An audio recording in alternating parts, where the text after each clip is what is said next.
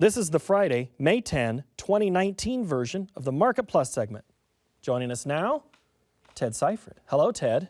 Hi, Paul. How you doing? Doing well. How are you? Good to have you here. Just a little word of warning. This one could jump off the tracks in a hurry, or it could be one of the greatest Market Pluses ever.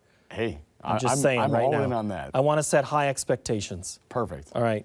We're going to open up with a question that came via Twitter, and we always thank all of you who submit your questions via Twitter or Facebook. This one is from John in Madison, Alabama, and he wants to know, how has it or will ASF decrease overall demand in the soybean market, or at least an estimate if they have to call X% of the herd? And I assume that means we're talking hogs. I think that's a soybean question, actually. Right, it is a soybean question first, correct. Right. Sorry, calling the herd, they're talking Calling hogs. the hog Sorry, herd. yeah. Perfect. How has it? Let's start with that. You go back to the start of this last marketing year when we were looking at the world balance sheet from the USDA. They went from a 104 down to an 88 million metric ton crush number for China. That crush number is 99% making soybean meal for hogs to eat. So right there is 16 million metric tons. Right. So it absolutely has affected Chinese soybean demand. Now we saw today what the next USDA's projection is for next year. They left it almost identical to what it was for this year. Now, you can say that normally we see 3 to 4% growth in their herd and demand, and that the USDA is just saying that's going to offset by ASF. But I think there's potential for a much more profound impact than that. I'm very worried that 88 million metric tons of soybean crushing by China is way too high, maybe 10 to 12 million metric tons too high.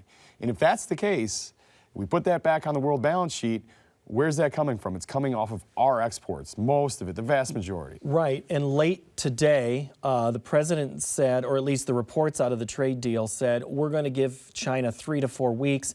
Then it slipped into, it could be June. So then that becomes July, which becomes, there's nothing left of the year at that point. Keep kicking it down the road. How can we ever catch up on any of these exports? Well, at this point, and the USDA capitulated today, at this point we're giving up on the old crop. Right? I mean, we've realized that it's too late for that. We added 100 million bushels back onto the soybean old crop carryover because we took it out of exports.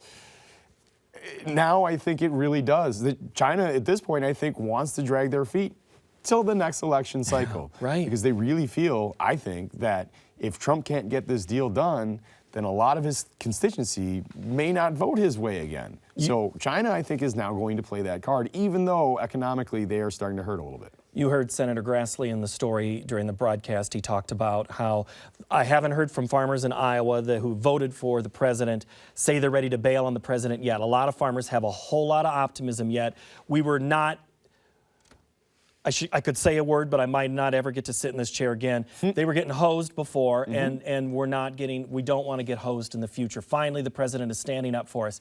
At what point, Ted, can we keep saying, yeah, a better deal's coming? So if you asked last week... Oh, Darren Newsom, the forever bear, was actually positive. Yeah, oh no, I remember. No, but if you ask the American producer last week, and somebody we know, Karen Braun, Thomson Reuters, did this poll, 61% said that they would vote for Trump again.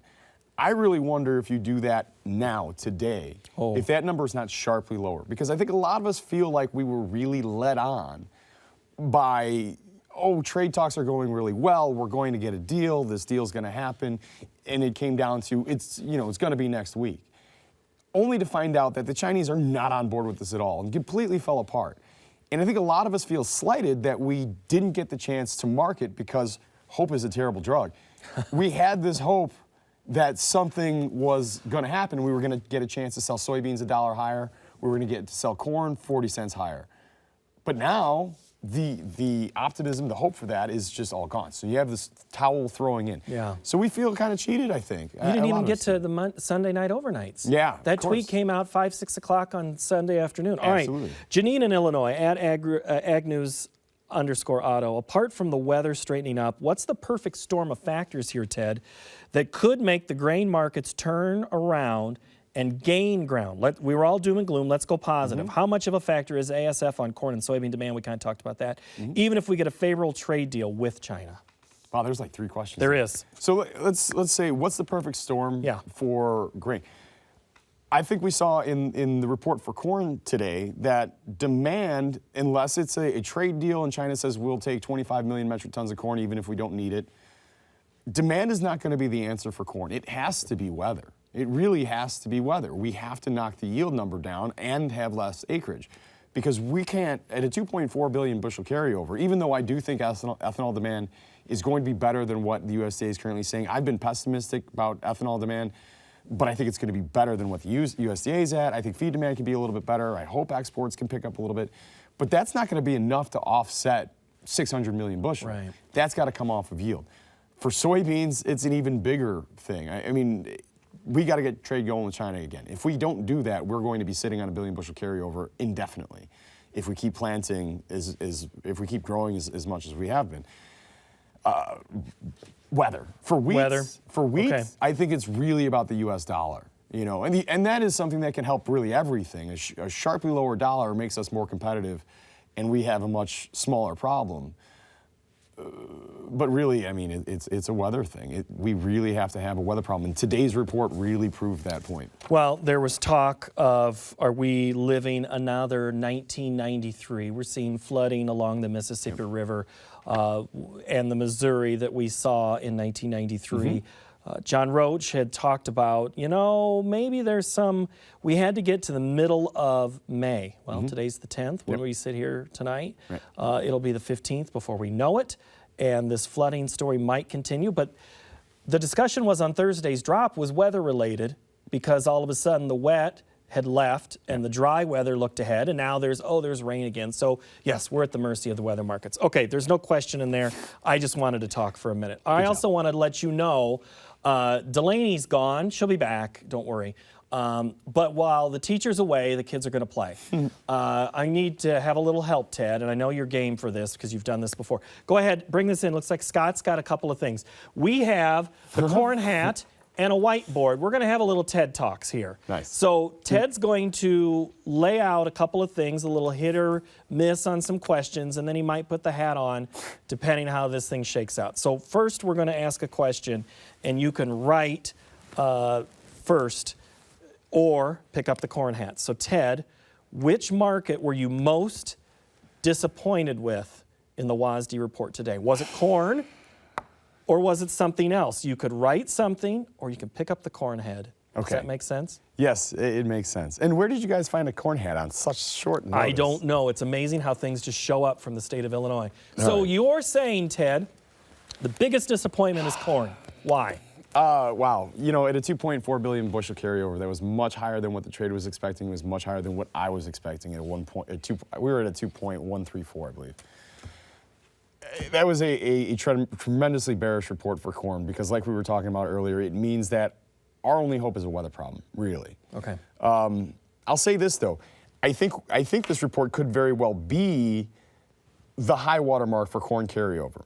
I'm worried that it might not be the high water mark for soybean carryover. So over time, I think corn has a little bit more potential to get a little bit more friendly, whereas beans have the potential to get worse and worse and worse. Take the hat off. Yes, sir. Karnak. All right. Now, question from Paul in Montevideo, Minnesota. This is a question we got off Facebook. This is a yes or no. Is the trade war going to be the same as President Carter's grain embargo? Do we see these two compared? That's a yes or no. That's a yes or no. Is this going to be the same as the Carter grain embargo?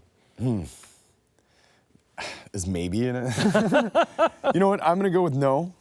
I think there are some very distinct differences that keep that from happening. Okay. But there aren't very many other instances that we can compare to that are better than that one.